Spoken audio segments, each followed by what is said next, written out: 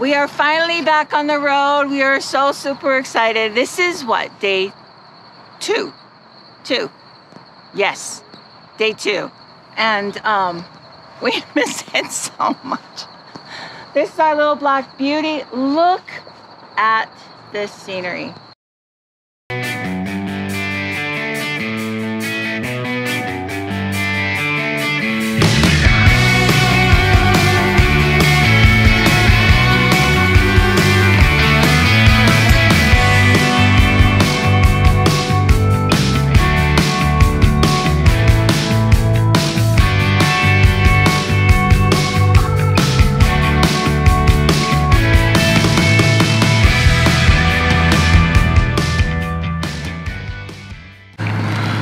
Well, it's certainly been a long break. You know, we live full-time in our fifth wheels all the way from April of 2021 around to April of 2022. And we came into Denver thinking we were making a quick stop for a little medical procedure, and then something happened to a family member and we've had to stay in Denver for the last 5 months. Yeah. So how's it felt to you to get back on the road? Oh my gosh. I missed it when we were in Denver, but now that we're here on the campsite, absorbing everything and being, oh my gosh, I missed it so much. Yeah. Yeah. So the good news is it's like riding a bike. Everything comes back to you, and no manual and frankly no YouTube video could have taught us all the things that we learned in that first year. Yes. So we are kind of at one with these things now.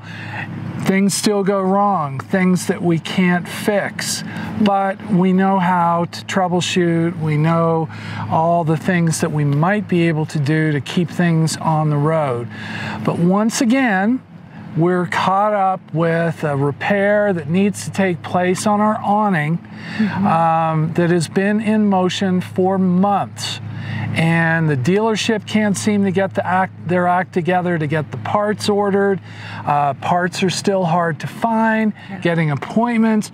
So if you watched any of our earlier videos, I'm talking about 1.5 years ago, talking about the state of the industry and how with the insane pace of sales that the industry, the manufacturers were going through, and the absence of the parts to back them up, the quality to ensure that they don't need repairs the minute they roll. We've had 3 brand new rigs, one fifth wheel that was brand new, top of the line DRV, and then regular Class C that was a disaster, and now this. And each one of them has had plenty of problems coming off the factory. All different manufacturers, so we can't, you know, hone in to just what should you get or not get. DRV, Forest River, and now Thor. Now this rig, the Thor BT36, the Omni,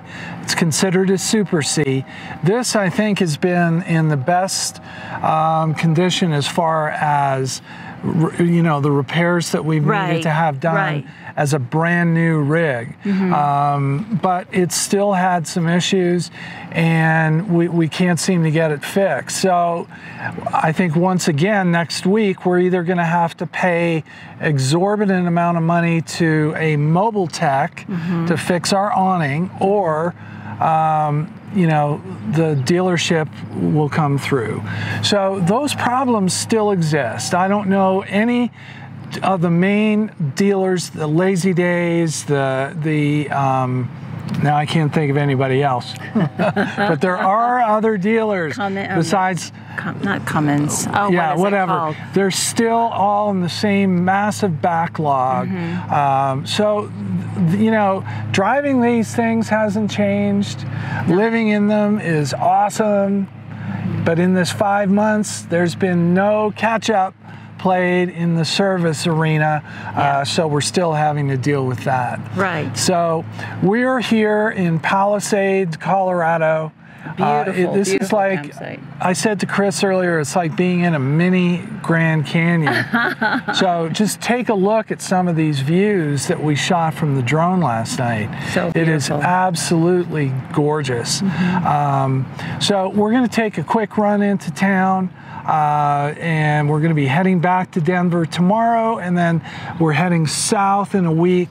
We're heading to Texas and who knows where, Arizona, wherever it takes us.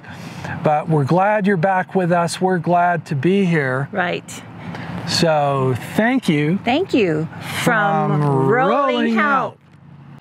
So this location, Palisade, Colorado, the Basecamp is the name of the RV park.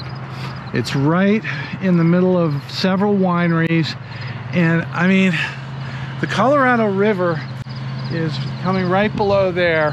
Here you can see it on drone footage, but this is like a mini Grand Canyon. This place, this is the third time that we've stayed here. We would highly recommend it. Just as a above middle of the road RV park that it's fairly small. The grounds are really well kept up. There's a pool. We never use the pools. How many of you use pools when you're RV camping?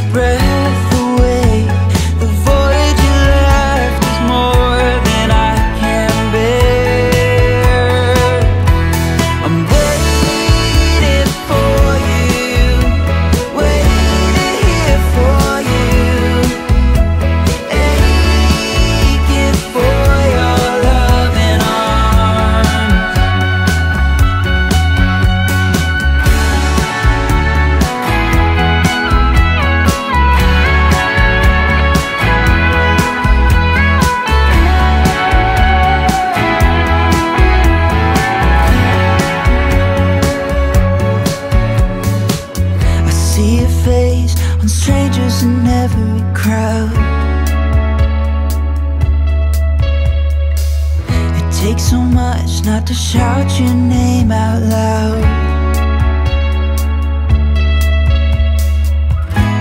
I'll always be here for you, like the shore is always waiting for the sea. I'm waiting for you, waiting here for you, aching for your loving arms.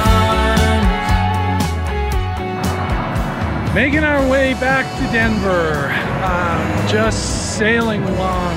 One thing about this rig is if we don't have a tow car behind it, it can easily cruise at 75 miles an hour at about 10.5 miles per gallon. which is amazing to think that we spent most of 2021 pulling a fifth wheel with a Dodge Ram dually and also a Ford F450 dually, and we probably averaged 7 miles per gallon. So this Ford F600 with the 10-speed transmission, it's amazing. And by the way, with the tow car, it only decreases by a mile. We get about 9.5 miles per gallon. So, greetings from Eagle, Colorado. About to go through Vail. This is kind of our halfway point. So take a road break and we'll hit it. Next stop will be our storage just north of Denver.